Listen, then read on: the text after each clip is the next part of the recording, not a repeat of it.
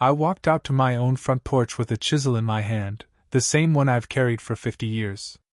I was meaning to fix a step that had been loose since spring. What I found in my driveway instead was a for sale sign.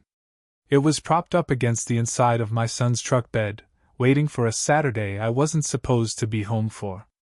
My name is Stan Kubiak. I'm 67 years old, and I built that porch with my own 2 hands, board by board, the summer before my daughter was born. Nobody had asked me if I wanted to sell it. Nobody had told me anyone was trying.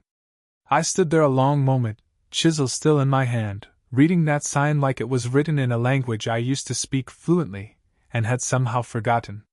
Then I went inside and made a phone call that was going to change everything about how my son and I understood each other. Welcome to my channel. Get settled, because this one is going to take you somewhere. Drop a comment and let me know where you're watching from. Hit that like button and make sure you're subscribed. Trust me, you're going to love it here. My name is Stan Kubiak. I'm 67 years old, and I've lived in Fort Wayne, Indiana my whole life, in the same house I built additions onto myself for over 40 years. I taught wood shop and small engine repair at the same high school for 31 years before I retired 6 years ago. 31 years of teenagers learning to measure twice and cut once, whether they wanted to or not. I built this porch. I built the detached garage out back, and the tool shed behind it, and most of the fence lines separating my yard from the Hendersons next door. Half the furniture in this house came off my own workbench. That includes the kitchen table my late wife Joanne used to say was the one thing in the house sturdier than our marriage. She meant it as a compliment, and I always took it as one, mostly because it was true on both counts. Joanne died 4 years ago.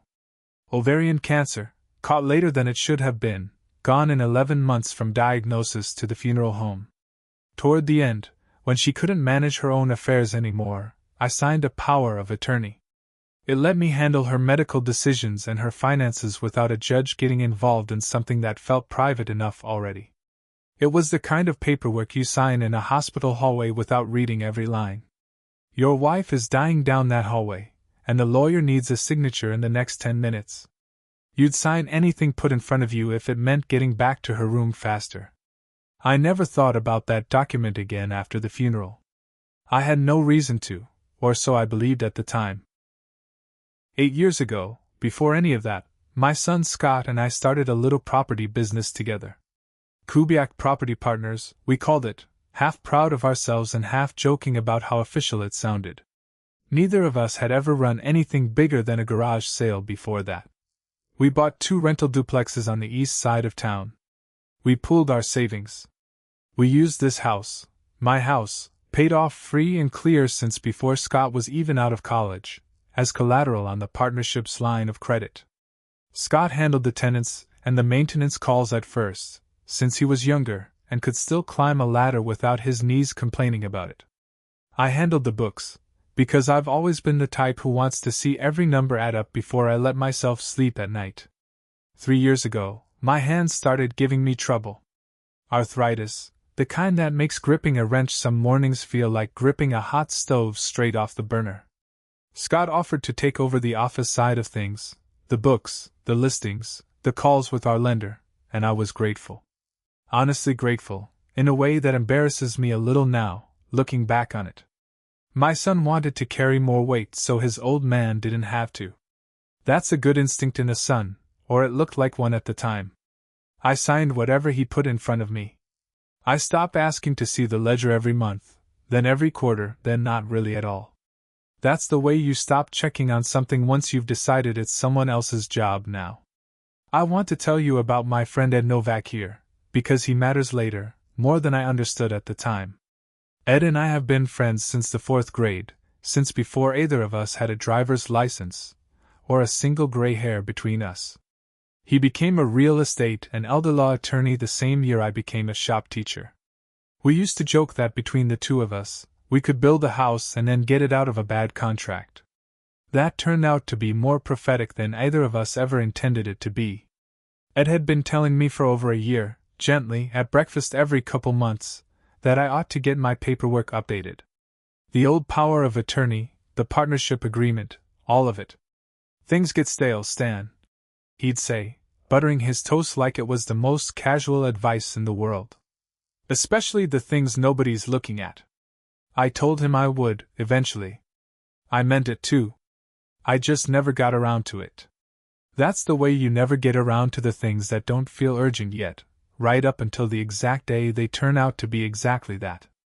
I didn't know, standing on my porch with that sign in front of me, how urgent all of it was about to become. I called the number on the sign before I called Scott. Some part of me still hoped there was a simple explanation. A mix-up, maybe, somebody else's sign delivered to the wrong truck by mistake. Some honest clerical error a single phone call would clear up in 30 seconds. Then I could go back to fixing that porch step like it was any other Tuesday afternoon, chisel in hand, nothing more complicated than a loose board waiting on me. Kubiak Residence, this is Denise, the agent said, cheerful, like she was expecting the call and had been for a while.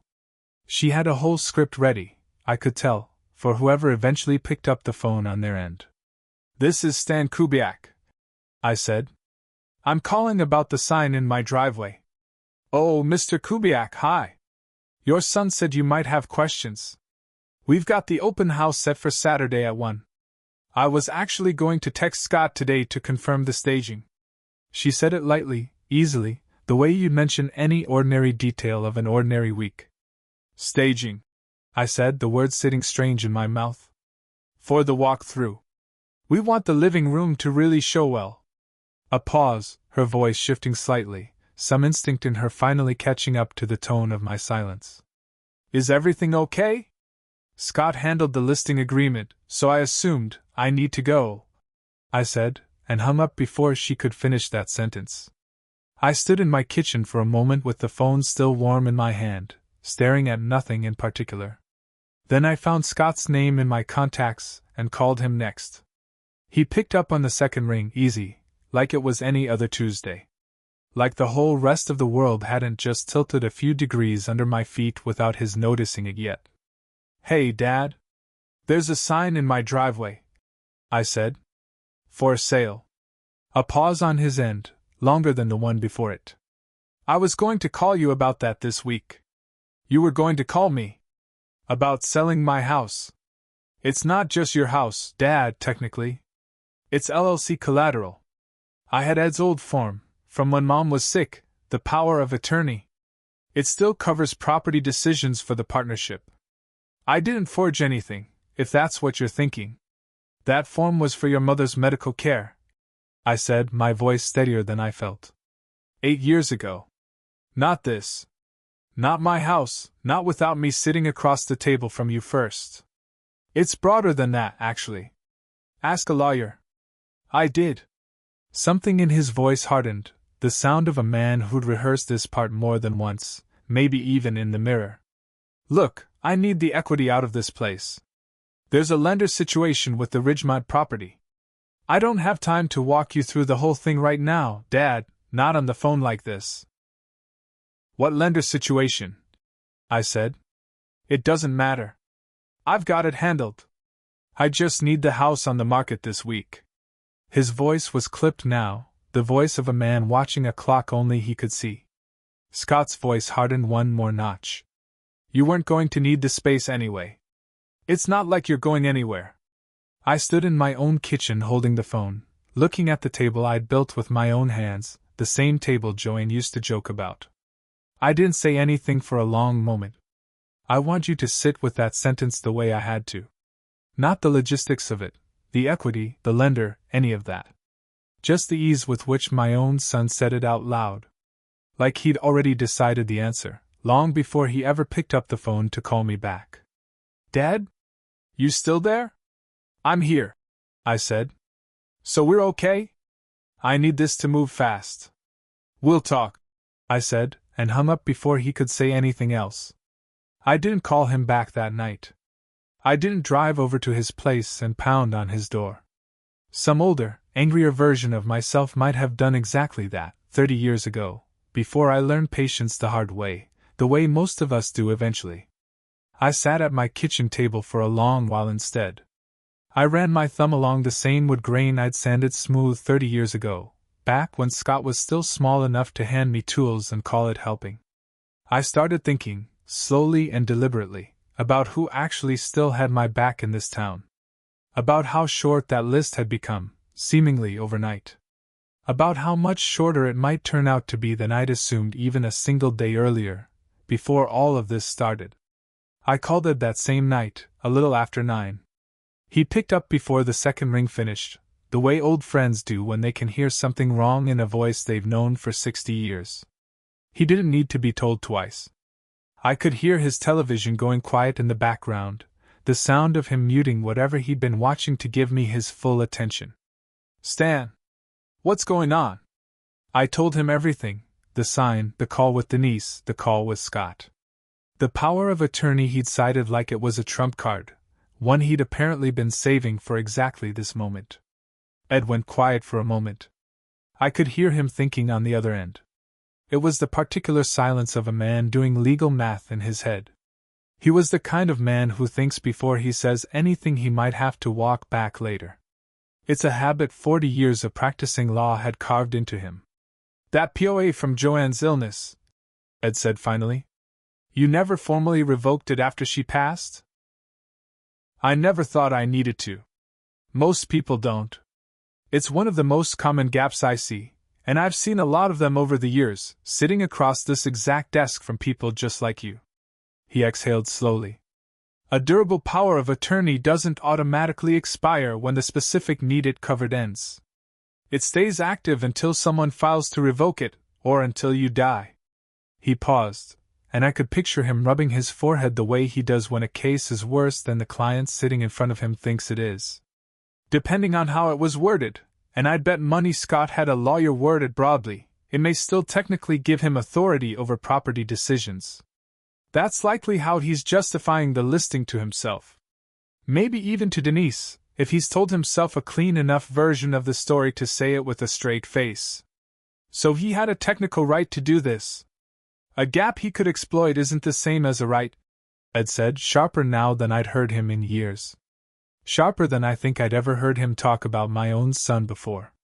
"But I need to see the actual document before I can tell you exactly how strong his position is. Get me copies of everything tomorrow morning. The LLC agreement, the POA, the listing paperwork if you can get your hands on it before Saturday, however you have to get it." Over the next several days, Ed did what Ed does. He dug, carefully and completely, the way he's dug through paperwork for 40 years. It's the same patient stubbornness that used to drive us both crazy when we split a term paper in high school. He wouldn't let either of us turn it in until every single citation checked out twice, no exceptions. What he found didn't just confirm the POA problem. It went further, into territory I hadn't expected at all. It took him most of that week to lay it all out clearly. He wanted it in a way that made sense even to a shop teacher who never read a balloon payment schedule in his life. "Stan," he said 4 days later, sitting across from me at his office with a folder between us I didn't especially want to open yet. My coffee was going cold in my hand. "The partnership's finances have been strained for about 8 months now. There's a property in Ridgemont, a flip Scott financed against the LLC's line of credit, the same line secured by your house, that went badly. Contractor delays. A market that cooled faster than he expected. The usual way these things go sideways on people who get a little too confident too fast, especially the first time out on their own. He's carrying a balloon payment on it that's coming due soon." "How much?" I said. Ed slid a page across the table without saying it out loud first, like he wanted me to see the number before I heard it. $286,000. Due in 5 weeks. I sat with that number for a long moment, turning it over the way you turn over a board to check both sides before you cut it. "And the listing on my house?" $340,000. Ed watched my face carefully as he said it, the way you'd watch someone you cared about brace for bad news. "Enough to cover the balloon payment with room to spare.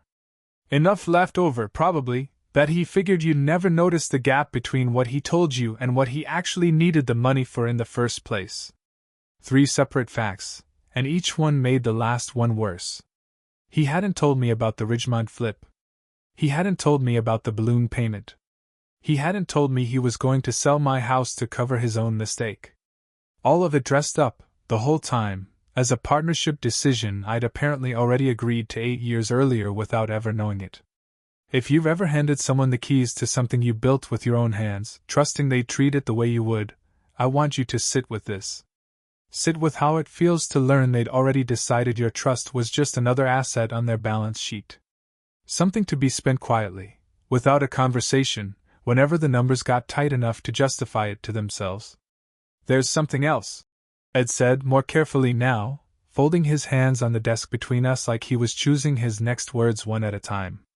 I've had a bad feeling about the partnership's paperwork for over a year.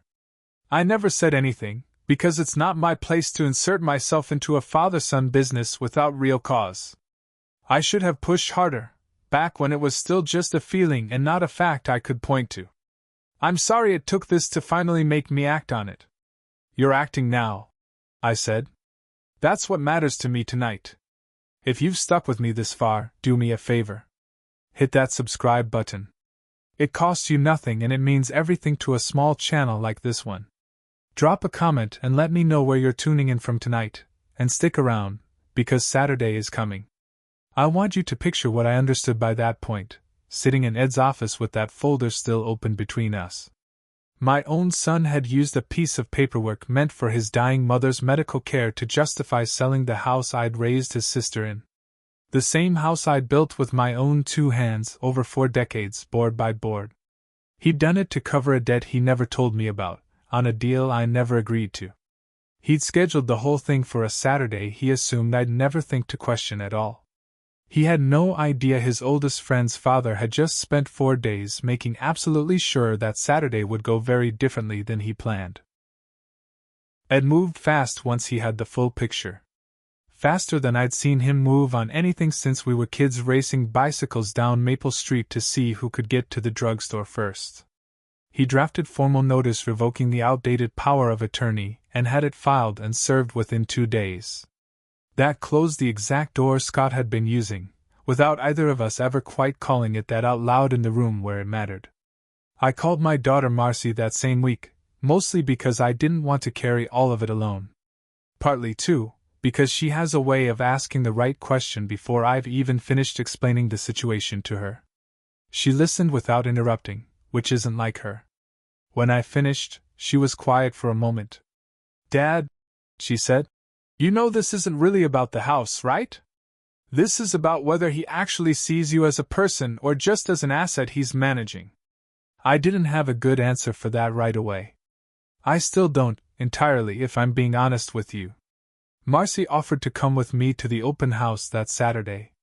I told her no, gently, because I didn't want this to look like the whole family lining up against Scott, at least not in his own eyes. I wanted him to see his father standing there, not a united front assembled specifically to embarrass him in front of strangers. She didn't love that answer. But she respected it, the way she's respected most of my decisions since she was old enough to argue with them, and choose not to anyway, most days. "That handles the legal gap," Ed told me, sitting in his office with his sleeves rolled up like he meant business. "But I want something stronger in the room on Saturday. Something nobody in that house can argue with, not Scott, not the agent, not some buyer's attorney down the road if this ever gets ugly." "What did you have in mind?" "A competency evaluation. Today, ideally, or tomorrow at the latest." He held up a hand before I could react. "Not because anyone in this office thinks for 1 second there's anything wrong with your mind, Stan. I've known you since we were 9 years old. You could still out-argue a Supreme Court justice on a bad day." He leaned forward. "But it's the single fastest, cleanest piece of paper that shuts down any claim that you're not capable of managing your own property. If Scott, or anyone else, ever tries to suggest otherwise down the road, this ends that conversation before it gets to start. I'll admit something to you here, because I think it's honest, and I think some of you will recognize it in yourselves." Some part of me bristled at the word evaluation, the way I think most people my age would. I've spent 67 years being the guy who fixes things, not the guy who gets evaluated, not the guy other people worry about behind his back. But I thought about it for exactly one afternoon, sitting alone at my kitchen table with a cup of coffee going cold in front of me. Then I called and scheduled it myself, same day, because I understood, finally, what Ed was actually handing me. Not an indignity. A weapon, clean and undeniable, with my own name on it, and nobody else's name anywhere near it. The evaluation took 90 minutes. Full cognitive workup, memory, reasoning, judgment, every measure they had on the books. Clean across the board, every single one. The doctor told me afterward, with a small smile she probably didn't know was as reassuring as it was. She said she wished all her patients my age were half as sharp as I apparently still was, on paper and off it. I carried that piece of paper out of her office like it weighed nothing and everything at once. It was the strangest kind of proud I'd felt in years, prouder somehow than most of the diplomas I'd ever handed a student across 31 years of shop class. Ed also drafted a formal letter on his firm's letterhead.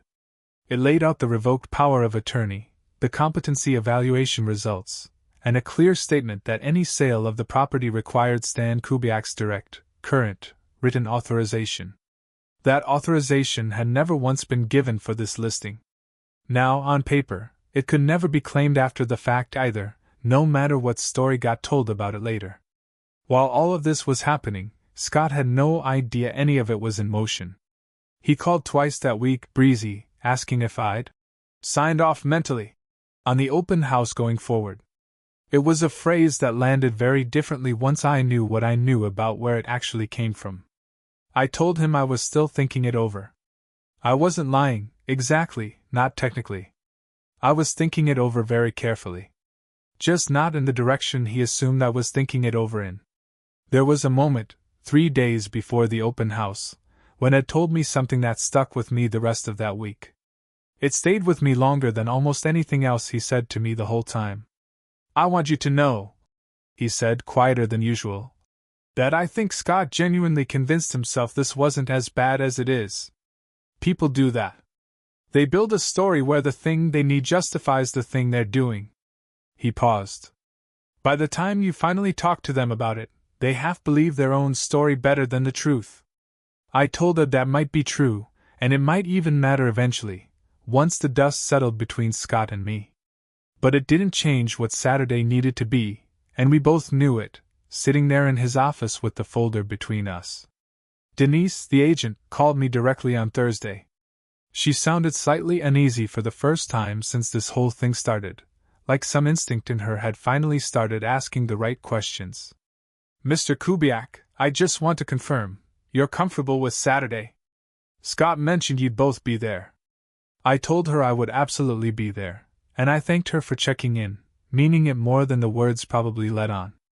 I meant every word of that thanks, more than she could have known from the tone of my voice alone that afternoon. She had absolutely no idea yet how much she was about to learn in one single Saturday afternoon.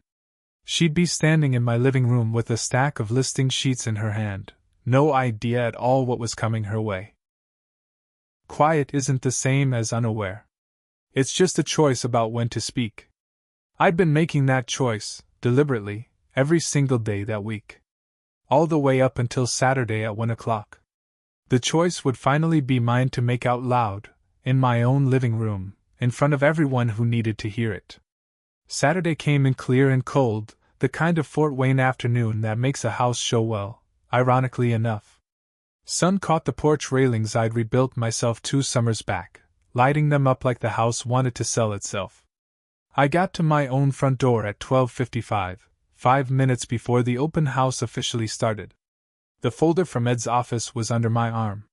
The old chisel rode in my jacket pocket, habit more than plan, the same pocket I'd absently dropped it into while getting dressed that morning. I sat in my truck for a minute before going in, just breathing. I looked at the house from the curb, the way a stranger might see it for the first time. 40 years of my life stood right there in the winter light, all of it visible if you knew what you were looking at. It was about to be walked through by people who had no idea what any of it had actually cost to build. Not in years, and not in anything else that matters more than money. Denise was setting out a stack of listing sheets on my kitchen island when I walked in. She arranged them the way she'd probably arranged hundreds of open houses before this one, easy and practiced. She had no idea yet that this one wasn't like the others. 3 sets of prospective buyers were already moving through the living room. A young couple examined the built-in bookshelves I'd made the year Marcy was born. They ran their fingers along joints I'd cut by hand 3 decades ago. They admired craftsmanship they probably assumed had come from some contractor's crew, rather than one retired teacher working evenings after school. An older man stood at the kitchen table, the same one Joanne used to say was sturdier than our marriage. He tested its weight with both palms flat against the wood, the way you test a thing you're seriously considering buying. "Mr. Kubiak?" Denise said, surprised, glancing toward the door like she still expected Scott to walk in right behind me and explain something. "I didn't realize you'd be arriving quite this. I live here," I said. "This is my house." Scott arrived 90 seconds later, easy smile already fading the moment he saw me standing in the living room instead of wherever he'd assumed I'd be keeping myself that afternoon. "Dad, I thought you were staying out of the way today." "I changed my mind," I said. "Everyone, if you have a few minutes, I have something to say about this listing." The room went quiet the way rooms do when the wrong sentence has just landed in the right one. Denise set down her stack of sheets, slowly, like sudden movement might make things worse. The young couple by the bookshelf exchanged a glance. Scott's face didn't move for a long second. It was the particular stillness of a man doing fast math on how much I actually knew, and how much room he still had left to maneuver out of it. "This house was listed for sale without my authorization," I said. "The power of attorney used to justify that listing was formally revoked, in writing, earlier this week." I set Ed's letter on the kitchen island, next to a listing sheet with my own front porch photographed on the cover. "This confirms it. Dad, can we talk about this privately? You told me, on the phone, that I wasn't going anywhere anyway," I said. "So I didn't. I'm right here." I set the second document beside the first, the competency evaluation, clean across every measure, dated and signed by a doctor with no reason to flatter me. "I took this myself, this week.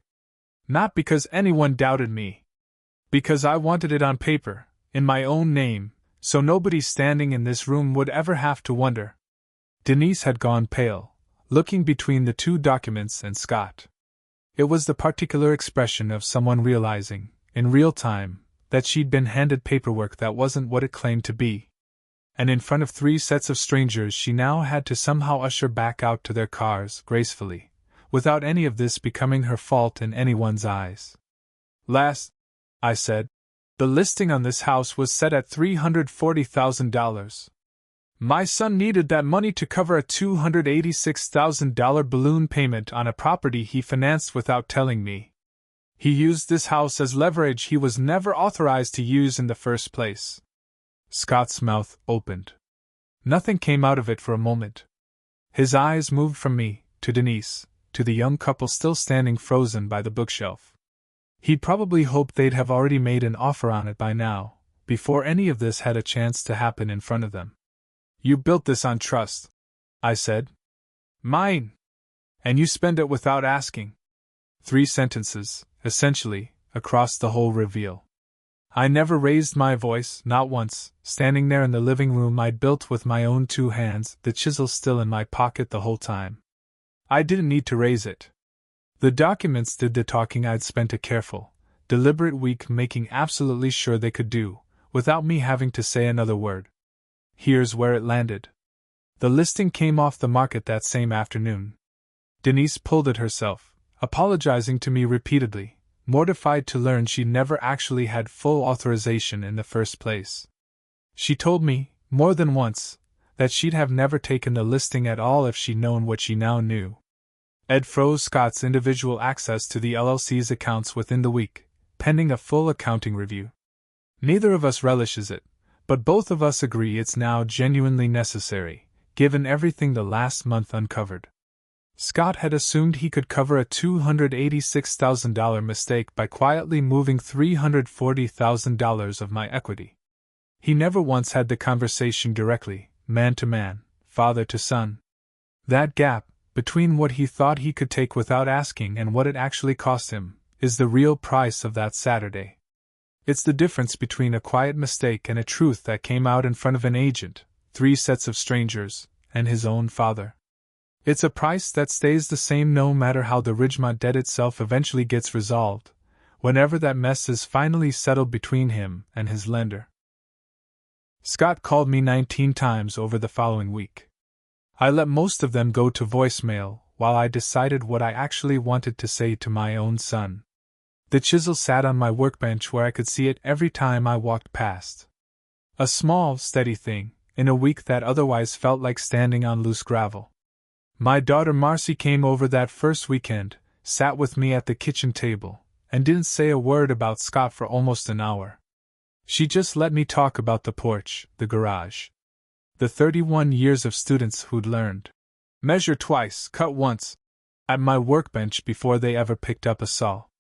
Eventually she asked, quietly, whether I thought Scott had known, really known, how much this would cost him. I told her I thought he'd known exactly what he was risking, and gambled anyway. Some part of him, I think, believed I'd forgive it before he even had to ask me to. On the 19th call, I finally answered.